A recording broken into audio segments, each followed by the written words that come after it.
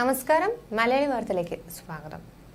ചിഹ്നഗ്രഹങ്ങൾ ഭൂമിയുടെ അടുത്തെത്താൻ തയ്യാറായതായി നാസയുടെ മുന്നറിയിപ്പ്. അതിൽ 220 അടി വ്യാസമുള്ള ചിഹ്നഗ്രഹം ഇന്നെത്തുമെന്നാണ് മുന്നറിയിപ്പ്.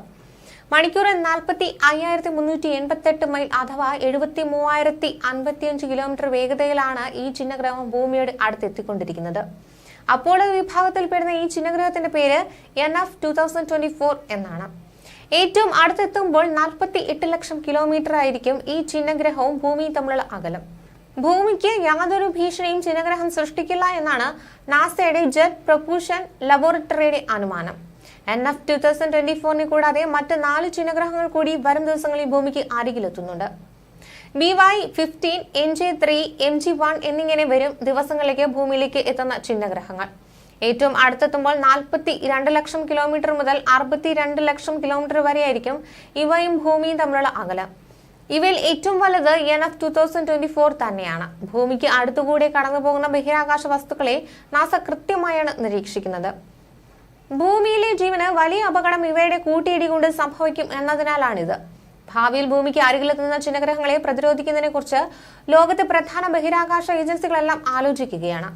സാധാരണഗതിയിൽ ഭൂമിക്ക് 4.6 മില്യൺ മൈൽ എങ്കിലും അടുത്തെത്തുന്ന 150 മീറ്ററിലധികം വ്യാസമുള്ള ചിഹ്നഗ്രഹങ്ങളാണ് ഭൂമിക്ക് ഭീഷണിയായി മാറാറുള്ളത്. ഇന്ന് 2024 NF 30 ലക്ഷം മൈൽ വരെ ഭൂമിക്ക് അരികിലെത്തുമെങ്കിലും വലിയ കുറവായതിനാൽ അപകടകാരിയാവില്ല. ഭൗമാന്തരീക്ഷത്തിലേക്ക് എത്തുമ്പോൾ ചിഹ്നഗ്രഹങ്ങൾ കത്തിയമരാറുണ്ട്. നാസയും ISROയും മറ്റ് ബഹിരാകാശ ഏജൻസികളും ഭാവിയിൽ മുൻകരുതലായി ചിഹ്നഗ്രഹ ഭീഷണികളിൽ നിന്ന് രക്ഷപ്പെടാൻ ഒരു പരിഹാരം കണ്ടെത്തുമെന്ന് ഉറപ്പു നൽകുന്നുണ്ട്.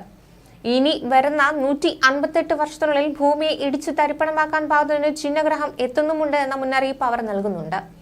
എന്നാൽ ഈ പ്രതിസന്ധിയെ തരണം ചെയ്യാനുള്ള പദ്ധതികൾ നാസ തയ്യാറാക്കി കഴിഞ്ഞിരുന്നു. അതിന്റെ ഭാഗമായി 2020 ബെന്നു എന്ന ചിഹ്നഗ്രഹത്തിലേക്ക് നാസ ലസാരിസ് റെക്സ് എന്ന പേടകത്തെ അയച്ചത്. പേടകത്തിന്റെ ദൗത്യത്തിന് പര്യവസാനമായി. ബെന്നുവിൽ നിന്ന് ശേഖരിച്ച സാമ്പിളുകളുമായി കുഞ്ഞൻ പേടകം ബഹിരാകാശത്ത് നിന്ന് ഭൂമിയെ തൊടുകയും ചെയ്തിരുന്നു. ലക്ഷക്കണക്കിന് ദൂരം താണ്ടി ബെന്നുവിൽ നിന്നുള്ള പാറകളും മണ്ണും അടങ്ങുന്ന സാമ്പിളുകൾ ഭൂമിയിൽ പതിക്കുകയായിരുന്നു. 2016 ഒസീരീസ് റെക്സ് എന്ന നാസയുടെ ബഹിരാകാശ പേടകം ഭൂമിയിൽ നിന്ന് യാത്ര തിരിച്ചത്. ഒട്ടേറെ പ്രത്യേകതകളുള്ള ഒരു ദൗത്യമായിരുന്നു ഇത്. ഭൂമിക്കരികിൽ സ്ഥിതി ചെയ്യുന്ന ബെന്നു എന്ന ചിഹ്നഗ്രഹത്തിൽ നിന്ന് സാമ്പിളുകൾ ശേഖരിച്ച് ഭൂമിയിലേക്ക് തിരികെ കൊണ്ടുവരിക. 7 വർഷം ദൈർഘ്യമുള്ള ഒസീരീസ് ദൗത്യത്തിന്റെ പ്രധാന ലക്ഷ്യം ഇതായിരുന്നു. 2020 ഒസീരീസ് ബെന്നുവിന് സമീപം എത്തിയത്. ചിഹ്നഗ്രഹത്തിലേക്ക് ഊളിയിട്ടിറങ്ങി കുറച്ച് സാമ്പിളുകളുമായി തിരികെ പോകാമെന്ന് ഒസീരീസ് കരുതി. എന്നാൽ വൻ ചതി കാത്തിരിക്കുന്നതേ ഉണ്ടായിരുന്നുള്ളൂ. വിചാരിച്ചതുപോലെ ഉറച്ച പാറ പോലുള്ള ഘടനയായിരുന്നില്ല ബെന്നുവിന്, മറിച്ച് ഇളകി കിടക്കുന്ന പ്രതലമായിരുന്നു.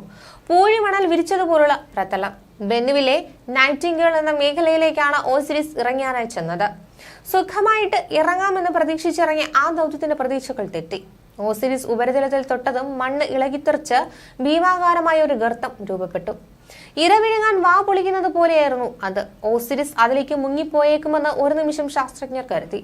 എന്നാൽ ഒസീരീസിൽ ഘടിപ്പിച്ചിരുന്ന ചെറു റോക്കറ്റുകൾ ഉടനടി തന്നെ പ്രവർത്തിച്ചു. ഇതുമൂലം ദൗത്യം മുകളിലേക്ക് ഉയർന്നു.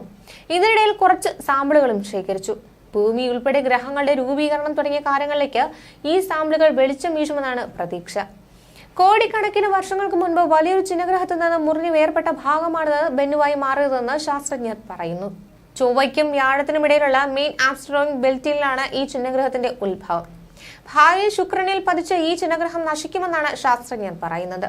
ന്യൂസ് ഡെസ്ക്, മലയാളി വാർത്ത.